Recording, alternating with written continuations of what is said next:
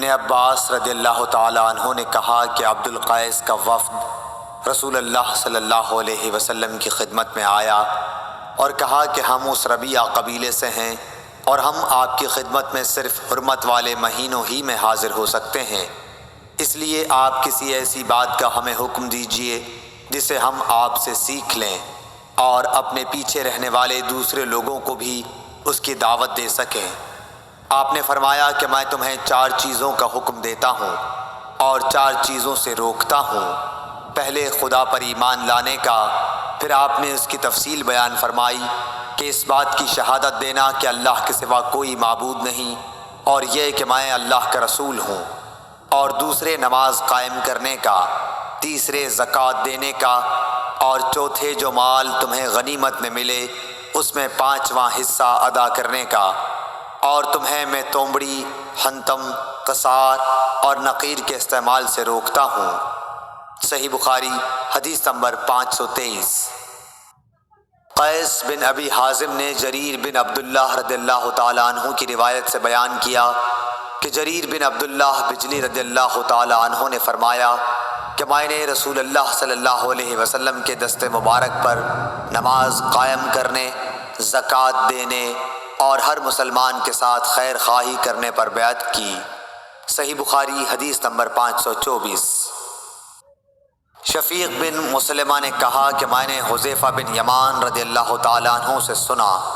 حذیفہ رضی اللہ تعالیٰ عنہ نے فرمایا کہ ہم حضرت عمر رضی اللہ تعالیٰ عنہ کی خدمت میں بیٹھے ہوئے تھے کہ آپ نے پوچھا کہ فتنے سے متعلق رسول اللہ صلی اللہ علیہ وسلم کی کوئی حدیث تم میں سے کسی کو یاد ہے؟ میں بولا میں نے اسے اسی طرح یاد رکھا ہے جیسے حضور صلی اللہ علیہ وسلم نے اس حدیث کو بیان فرمایا تھا۔ حضرت عمر رضی اللہ تعالیٰ عنہ بولے کہ تم رسول اللہ صلی اللہ علیہ وسلم سے فتن کو معلوم کرنے میں بہت بے باک تھے۔ میں نے کہا کہ انسان کے گھر والے، مال، اولاد اور پڑوسی سب فتنے کی چیزیں ہیں، اور نماز، روزہ، صدقہ، اچھی بات کے لیے لوگوں کو حکم کرنا اور بری باتوں سے روکنا ان فتنوں کا کفارہ ہیں۔ حضرت عمر رضی اللہ تعالیٰ عنہ نے فرمایا کہ میں تم سے اس کے متعلق نہیں پوچھتا، مجھے تم اس فتنے کے بارے میں بتلاؤ جو سمندر کی موج کی طرح ٹھاٹھیں مارتا ہوا بڑھے گا۔ اس پر میں نے کہا کہ یا امیر المومنین، آپ اس سے خوف نہ کھائیے، آپ کے اور فتنے کے درمیان ایک بند دروازہ ہے۔ پوچھا گیا وہ دروازہ توڑ دیا جائے گا یا صرف کھولا جائے گا؟ میں نے کہا کہ توڑ دیا جائے گا۔ حضرت عمر رضی اللہ تعالیٰ عنہ بول اٹھے کہ پھر تو وہ کبھی بند نہیں ہو سکے گا۔ شفیق نے کہا کہ ہم نے حذیفہ سے پوچھا کیا حضرت عمر رضی اللہ تعالیٰ عنہ اس دروازے کے متعلق کچھ علم رکھتے تھے؟ تو انہوں نے کہا ہاں، بالکل اسی طرح جیسے دن کے بعد رات کے آنے کا۔ میں نے تم سے ایک ایسی حدیث بیان کی ہے جو قطعاً غلط نہیں ہے۔ ہمیں اس کے متعلق حذیفہ رضی اللہ تعالیٰ عنہ سے پوچھنے میں ڈر ہوتا تھا کہ دروازے سے کیا مراد ہے، اس لیے ہم نے مسروق سے کہا کہ وہ پوچھیں۔ انہوں نے دریافت کیا تو آپ نے بتایا کہ وہ دروازہ خود حضرت عمر رضی اللہ تعالیٰ عنہ ہی تھے۔ صحیح بخاری حدیث نمبر 525۔ ابن مسعود رضی اللہ تعالیٰ عنہ سے روایت ہے کہ ایک شخص نے کسی غیر عورت کا بوسہ لے لیا اور پھر نبی کریم صلی اللہ علیہ وسلم کی خدمت میں آیا اور آپ کو اس حرکت کی خبر دے دی۔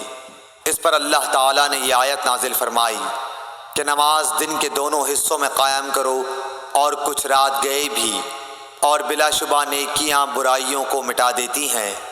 اس شخص نے کہا کہ یا رسول اللہ صلی اللہ علیہ وسلم، کیا یہ صرف میرے لیے ہے؟ تو آپ نے فرمایا کہ نہیں، بلکہ میری تمام امت کے لیے یہی حکم ہے۔ صحیح بخاری حدیث نمبر 526۔ ولید بن ایزار کوفی نے خبر دی کہ میں نے ابو عمرو شیبانی سے سنا، وہ کہتے تھے کہ میں نے اس گھر کے مالک سے سنا، آپ عبداللہ بن مسعود رضی اللہ تعالیٰ عنہ کے گھر کی طرف اشارہ کر رہے تھے۔ انہوں نے فرمایا کہ میں نے نبی صلی اللہ علیہ وسلم سے پوچھا کہ اللہ تعالیٰ کی بارگاہ میں کون سا عمل زیادہ محبوب ہے؟ آپ نے فرمایا کہ اپنے وقت پر نماز پڑھنا، پھر پوچھا اس کے بعد؟ فرمایا والدین کے ساتھ نیک معاملہ رکھنا۔ پوچھا اس کے بعد؟ آپ نے فرمایا کہ اللہ کی راہ میں جہاد کرنا۔ ابن مسعود نے فرمایا کہ حضرت صلی اللہ علیہ وسلم نے مجھے یہ تفصیل بتائی، اور اگر میں اور سوالات کرتا تو آپ اور زیادہ بھی بتلاتے، لیکن میں نے بطور ادب خاموشی اختیار کی۔ صحیح بخاری حدیث نمبر 527۔